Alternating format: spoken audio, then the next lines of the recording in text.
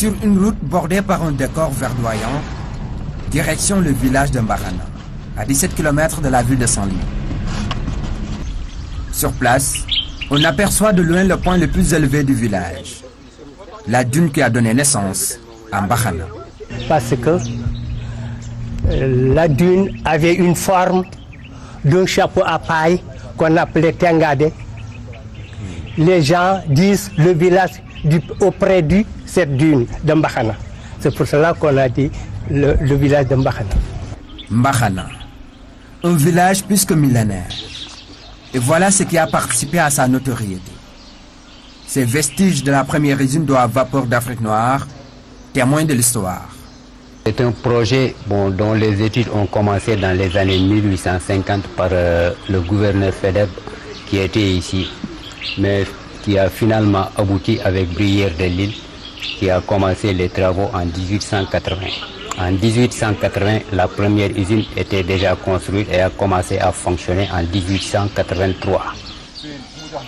L'usine distribuait quotidiennement 1500 mètres cubes à la ville de Saint-Louis. Mais avec le développement démographique de la ville tricentenaire, la construction d'une nouvelle unité était nécessaire pour approvisionner davantage l'ancienne capitale du Sénégal en eau. Cause pour laquelle, en 1899, les techniciens ont dû se pencher sur l'étude d'une deuxième usine plus moderne et plus puissante en construisant celle-ci à partir de 1904. De 1900 et en 1904, cette dernière était fonctionnelle en faisant 2500 m3 par jour, plus les 1500 de la première, ce qui donnait en moyenne 4000 m3 d'eau pour Saint-Louis. L'installation de l'usine avait occasionné la création d'emplois dans le village, mais sa fermeture a causé beaucoup de désagréments aux autochtones.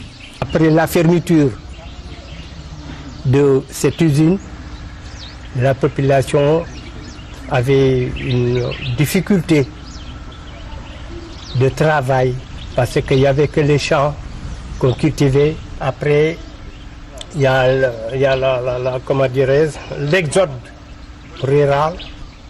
L'usine à vapeur d'eau, un patrimoine historique qui mérite d'être valorisé. Dans le cadre des projets en cours sur le développement du tourisme dans la région de Saint-Louis, je pense qu'on va essayer en connexion avec nos collègues du tourisme, faire de telle sorte qu'on rende l'accès et la visite un peu plus facile. Et à terme, si les choses se passent bien, on pourrait être amené à affecter un guide sur le site.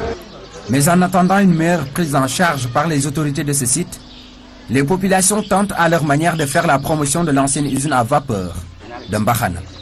Nous, villageois, nous nous sommes constitués en association pour préserver le site, d'autre part aussi générer des fonds afin de pouvoir autofinancer les autres projets du village, tels que l'agriculture, l'école primaire, le dispensaire. Mbarana est l'un des plus anciens villages de la région de Saint-Louis. Avec une population de 1000 âmes, le village compte 3 quartiers traditionnels. Mbarana, un village historique au passé très riche.